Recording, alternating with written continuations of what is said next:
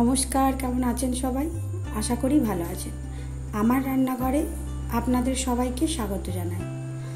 আজ আবারও একটা নতুন রেসিপি নিয়ে আপনাদের সামনে শেয়ার করতে চলে এলাম।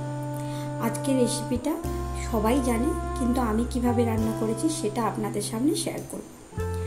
আজকের এই রেসিপিটা সবাই কম বেশি খেতে পছন্দ করে, সেই বড় থেকে ছোট। এই রেসিপিটা যেমন কম মশলাতেও হয়, খেতে কিন্তু দারুণ। চলুন এবার তাহলে এই রেসিপিটা কেমন করেছি সেটা দেখে নিন।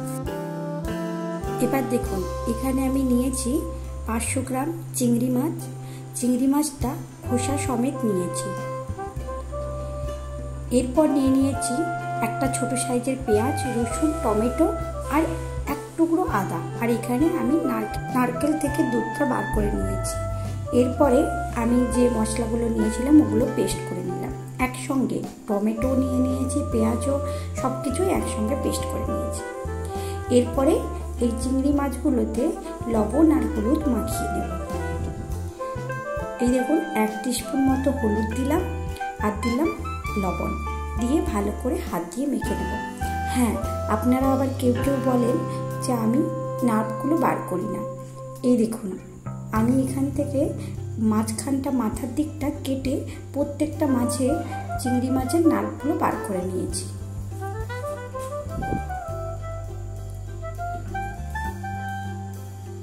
দাঁড়ান, আপনাদেরকে একটা দেখাই। দেখুন, মাঝখান থেকে একটু কেটে নার্ভগুলো বার করে নিয়েছি। এইভাবে নার্ভগুলো বার করলে আর খোসা সমেত চিংড়ি মাছটা দেখতে ভালো লাগে, তাই আমি খোসাটা রেখে দিয়েছি। এবার এই চিংড়ি মাছটায় নুন আর হলুদ মাখিয়ে প্রায় 5 মিনিট মতো রেখে দেব।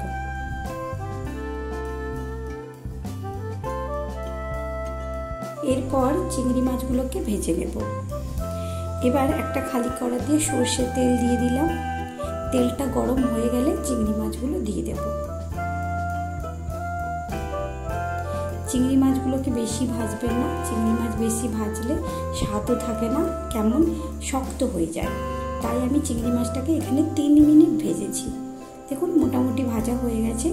এরপরে চিংড়ি মাছগুলোকে তুলে নেব।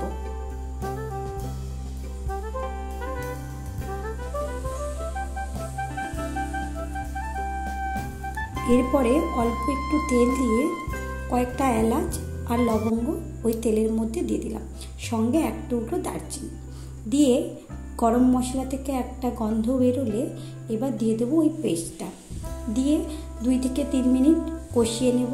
কাঁচা মশলার যে একটা গন্ধ থাকে ওইটা যাতে চলে যায় সেইভাবে কষিয়ে নেব।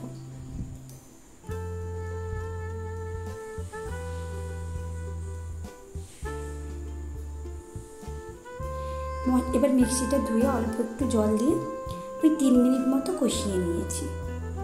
আপনারা যেভাবে কষান সেইভাবেই কষিয়ে নেবেন। এই চিংড়ি মাছটা আমার তো খুব ভালো লাগে। আপনাদের কেমন লাগে আমাকে কিন্তু কমেন্ট করে জানাবেন। এবার দেখুন, মোটামুটি মশলাটা কষানো হয়ে গেছে। এরপরে এখানে একটু গুঁড়ো মশলা ইউজ করব। সামান্য হলুদ গুঁড়ো, জিরে গুঁড়ো আর লঙ্কা গুঁড়ো। ঝালটা আপনারা আপনাদের স্বাদ অনুযায়ী দেবেন। আমাদের বাড়িতে সবাই কিন্তু ঝালের ভাগটা বেশি খায়। এরপরে সামান্য পরিমাণ এখানে চিনি দিয়ে আমি কষিয়ে নেব, যাতে করে স্বাদ আর রঙটা বোঝাই থাকে।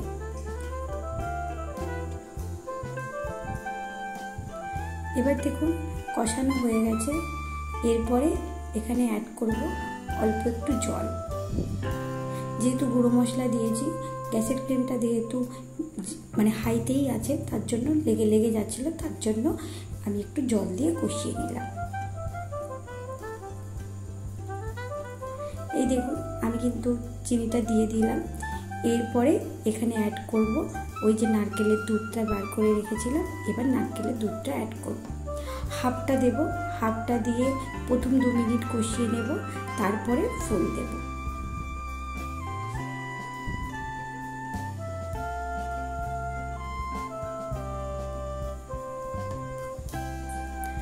এবার প্রায় 2 থেকে 3 মিনিট ফুটিয়ে নিয়েছি। এরপরে এখানে অ্যাড করব চিংড়ি মাছ।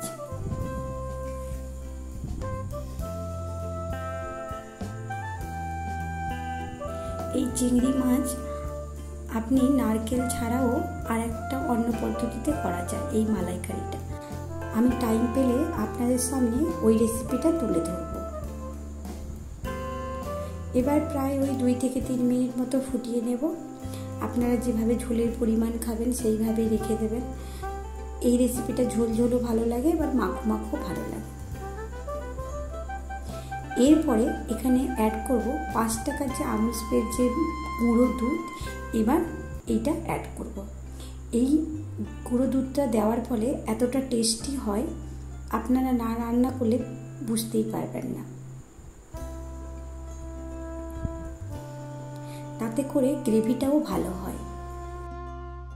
এই গুঁড়ো দুধটা দেওয়ার পরে আপনাকে কিন্তু কন্টিনিউ নেড়ে যেতে হবে, না হলে কড়াতে লেগে যাবে।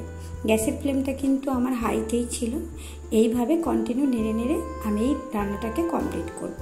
এবার দেখুন গ্রেভিটা কত দারুণ দেখতে এসছে। এরপরে এইভাবে আপনারা খেতে পারেন, আরও পারলে মেরে নিতে পারেন।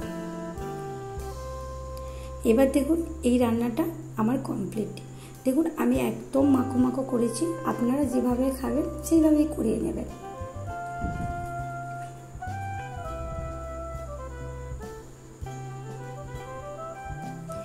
এই রেসিপিটা বাড়িতে যদি আত্মীয় আসে তাহলে আপনারা একবার বানাতে পারেন। এই দেখুন আমার এই রেসিপিটা একদম কমপ্লিট। আমার এই রেসিপিটা আপনাদের যদি ভালো লেগে থাকে তাহলে নিজেরা বানিয়ে অবশ্যই কমেন্ট করে জানাবেন কেমন হয়েছে। আর যদি ভালো লেগে থাকে একটা লাইক দেবেন। খুব ভালো লেগে থাকলে বন্ধু আর ফ্যামিলির সঙ্গে শেয়ার করবেন। আর আমার পরবর্তী ভিডিও যদি আপনারা দেখতে চান তাহলে সাবস্ক্রাইব করে পাশে থাকবেন। আর আপনারা কোন রকম রেসিপি চাইছেন আমাকে কিন্তু কমেন্ট করে জানাবেন। আমি নিশ্চয়ই আপনাদের সামনে সেই রেসিপিটা নিয়ে আসব। চলুন দেখা হচ্ছে পরের ভিডিওতে।